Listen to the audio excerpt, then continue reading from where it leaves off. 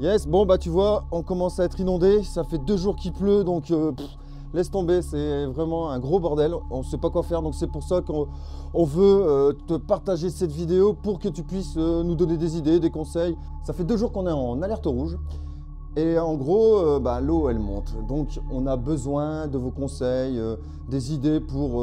je sais qu'on peut rien faire contre l'eau, je sais, mais essayez de la dévier, essayez de rester le plus longtemps au sec possible, quoi, parce que l'eau commence vraiment à monter. Donc on a une rivière qui est sur le côté qui fait à peu près 2 mètres de profondeur. Donc nous on voulait creuser et faire une sorte de tranchée sur tout le terrain pour faire une grosse butte et puis que l'eau ne passe pas sur le terrain.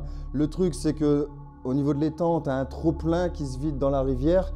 Bah voilà, quand elle est trop pleine, c'est le but du truc. Mais le truc, c'est que la rivière, en fait, elle passe par le trop-plein et remplit l'étang. Et en fait, c'est ce que j'ai vu hier, en fait. La rivière, elle est montée, ça remplit le lac à une vitesse, parce que sur le côté, c'est pareil. Tu as une petite, ouais, vraiment une petite rivière, elle fait 30-40 cm. Donc, ce qui fait que là, ça, c'est vite inondé. Et donc, ça passe aussi sur le terrain et ça remplit l'étang. Donc, en gros... c'est le problème de ce terrain, c'est que on est entouré d'une rivière, donc c'est pour ça qu'on voulait déjà faire toutes les tranchées et refaire voilà, toutes des buttes pour contrer l'eau. Après j'ai téléphoné à un péliste, le péliste qui a creusé l'étang et il m'a dit ouais ça sert à rien, ça va rien changer. Donc après je me dis avec le trop plein c'est clair que voilà, il faut trouver une solution, peut-être un clapet anti-retour pour dire que l'eau puisse partir mais ne puisse pas rentrer. Je sais pas. C'est pour ça que je demande votre aide. Si vous connaissez quelqu'un qui peut nous aider, franchement, il faut partager la vidéo parce que là, on est complètement dépassé. On sait pas du tout quoi faire. Et après, devant, c'est pareil en fait. À un moment donné, l'eau, elle va monter, ça va passer par la piscine, le local technique, tout ça. Et le problème, c'est que y a juste une petite tranchée devant et un tube de, je sais pas, peut-être 80 cm en béton. Donc une fois que ça c'est rempli, l'eau va passer par au-dessus et l'eau va rentrer aussi au niveau du portail, de la piscine et tout ça.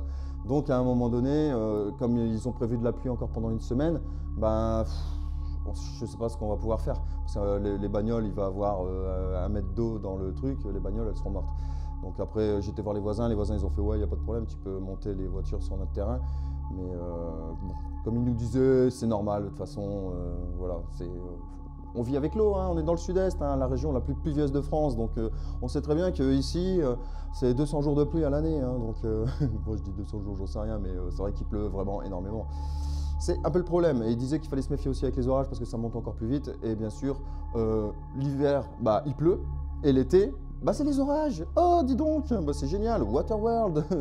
Donc voilà, donc ici, ouais, si tu as vu l'autre vidéo, tu sais qu'on veut faire des locations, bulles et tout ça, mais on va tout faire sur pilotis, on n'a pas trop le choix. Hein. Donc voilà, bon, franchement, si vous avez des idées, dans les commentaires, partagez à mort. Et vas-y, parce que là, franchement, nous, on commence à saturer, on n'a pas dormi de la nuit, parce que du vent à fond, de la pluie, donc tu es toujours en train de regarder si l'eau, elle monte pas. Ouais, c'est fatigant. Donc voilà, allez, salut!